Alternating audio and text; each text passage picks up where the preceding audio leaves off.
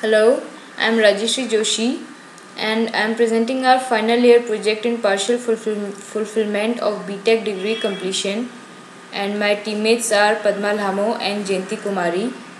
The title of our project is Design and Analysis of Winglets. Winglets are a vertical or angled extension of wing. The main use for introducing the winglets are: it increases binding moment, it increases lift, it increases aircraft efficiency, it reduces vortex and turbulence, it converts otherwise wasted energy to apparent thrust. The method we adopted to do the analysis was software simulation in Fluent ANSYS of the designs we created in CATIA. CATIA is computer-aided three-dimensional interactive application, and it is developed by French company Dassault Systems.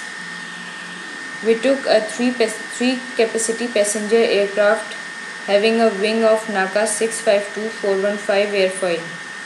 The wing was designed in CATIA and the same wing is attached with a winglet of same airfoil, and both the designs were analyzed in Fluent ANSYS. The meshing is a discrete representation of the geometry that is involved in the problem. There are three types of meshing: structured, unstructured and hybrid. These are our boundary conditions. Mach number is 0.6, flow is laminar and angle of attack is 0. These are the contour of velocity magnitude in ANSYS. And this is contours of total pressure, and this figure shows the path line over the winglet.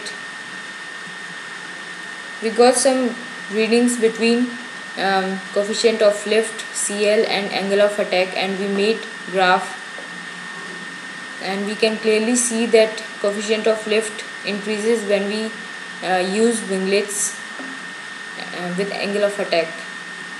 This is the graph between coefficient of drag and angle of attack, and we can clearly see that coefficient of drag decreases with angle of attack.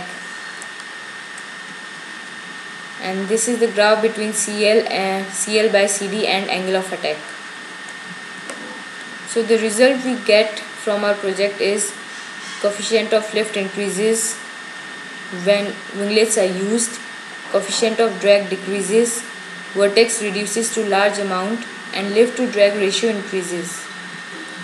Conclusion of our project is that an improved winglet can give a better performance of an aircraft and reduce the fuel consumption.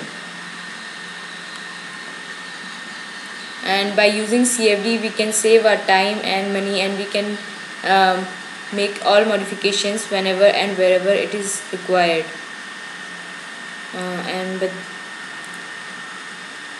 Okay, thank you.